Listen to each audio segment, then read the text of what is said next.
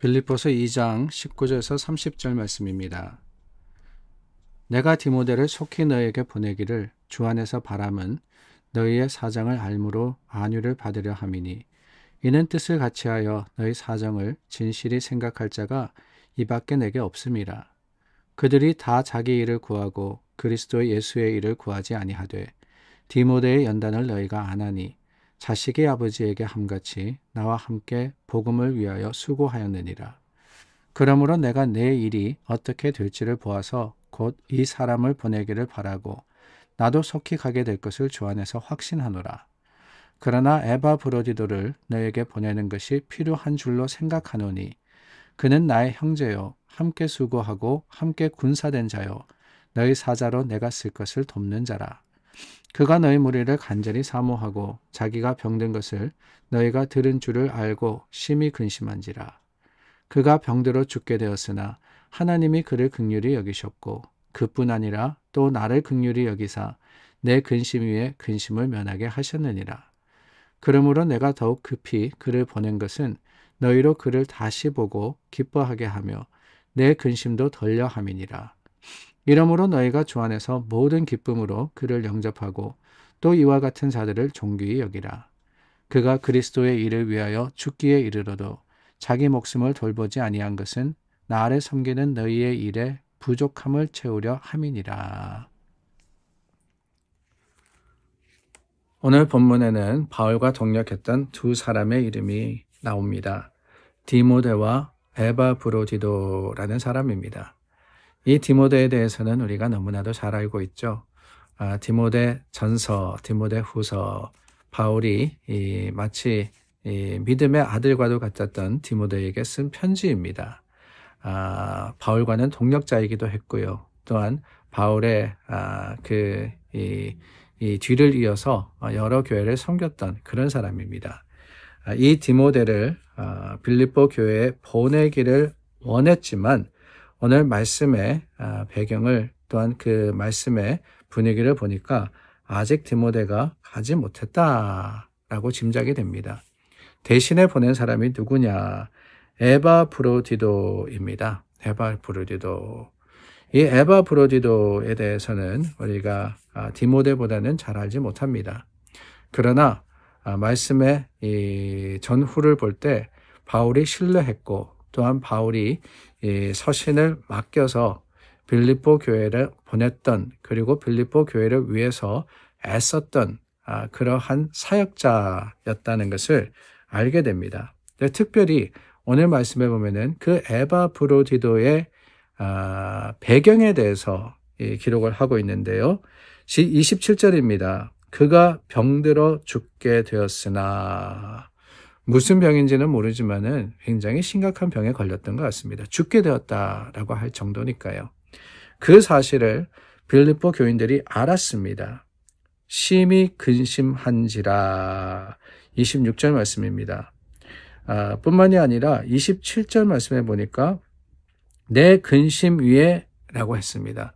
그러니까 바울도 굉장히 걱정했던 에바브로디도가 그만큼 중요한 역할을 하고 있었기 때문에 이 바울도 근심하였던 굉장히 심각한 병에 들었더라라고 하는 거예요.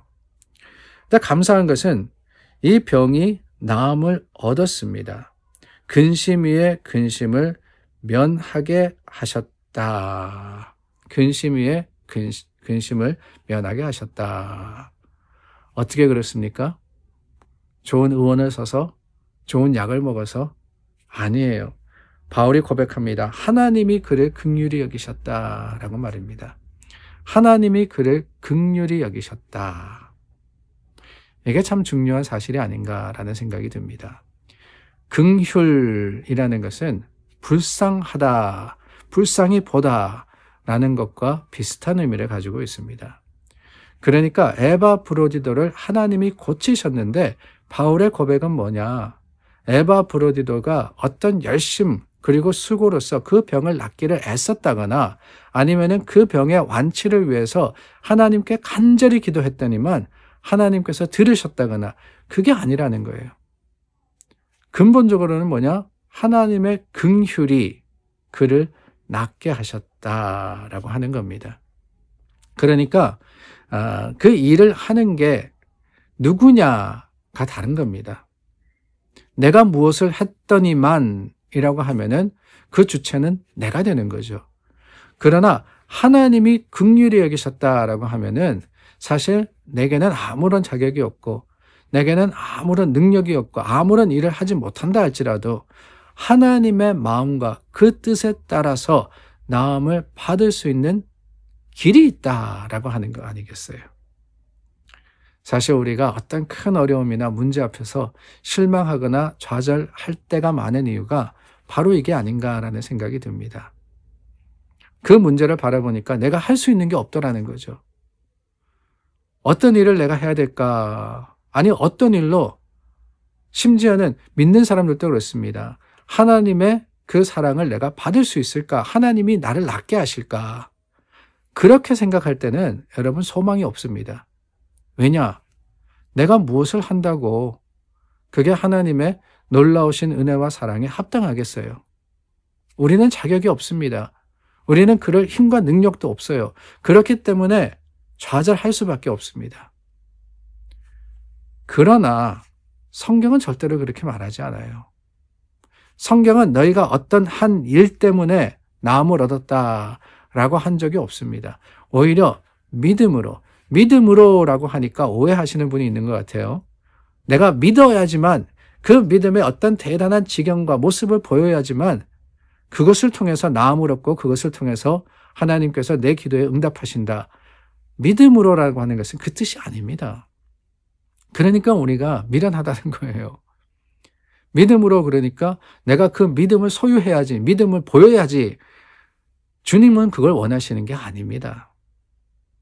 다만 연약하고 미약하고 부족하더라도 주님을 향하는 그 모습, 나는 전혀 할 수 없지만 나는 믿을 수도 없어요. 사실 우리가 제대로 믿습니까? 못 믿어요. 계속 의심의 마음이 스물스물 올라오고 믿다가도 의심하고 주님을 의지하다가도 돌아서는 게 우리입니다. 그러므로 우리는 온전한 믿음 가질 수 없다라고 우리가 생각할 수 있어요. 그래서 하나님은 그 대단한 믿음을 원하시는 게 아니라 그저 주님을 의지하는, 주님을 바라는 그 마음을 원하시는 겁니다. 무엇보다도 주님 안에 회복이 있고 주님 안에 나음이 있고 주님 안에 능력이 있음을 확신하는, 확신이라는 단어도 사실 조심스러운데요. 확신이라 그러니까 뭔가 대단한 강한 이게 아니라 부족하지만 떨리지만 주님 내가 그래도 믿습니다. 주님이 나의 힘이시며 나의 능력이시고 나의 위로시며 나의 도움이심을 내가 믿습니다. 그 고백 통해서 하나님은 하나님의 주권으로서 긍휼을 베풀어 주시는 거예요. 그래서 병들어 죽게 될 때 이 에바 브로디도, 아니 에바 브로디도 뿐입니까? 여러 사람들이 막다른 골목에 다다랐을 때 그들이 기대하고 그들이 바라고 그들이 얻었던 것은 다름이 아닙니다. 하나님의 긍휼하신 은혜였던 거예요. 그러므로 사랑하는 여러분, 우리는 지혜를 가지기를 원합니다. 내 힘과 내 능력이 아닌 하나님이 나를 불쌍히 여기시면 되기 때문에 주님이 나를 돌아보시고 나를 사랑하시고 주님이 나를 위하신다는 그 사실 하나 가지고 우리가 소망하고 주님을 의지하고 주님을 바랄 때 하나님은 우리에게 모든 선한 것과 모든 좋은 것을 더해 주시리라 믿습니다. 그 믿음이 오늘 주님의 능력을 베푸실 것을 확신하여서 주님만을 믿고 의지하는 저와 여러분들이 될 수 있기를 바랍니다. 기도하겠습니다. 참 좋으신 하나님, 하나님을 의지합니다. 주님의 선하시고 그 긍휼하심이 우리 믿음의 자랑이 되게 하여 주시옵소서. 예수님의 이름으로 기도드립니다. 아멘. 오늘도 소망으로 하루를 시작합니다. 주님의 거룩하심과 그 긍휼하심의 풍성함으로 찬양하는 저와 여러분들이 될 수 있기를 바랍니다.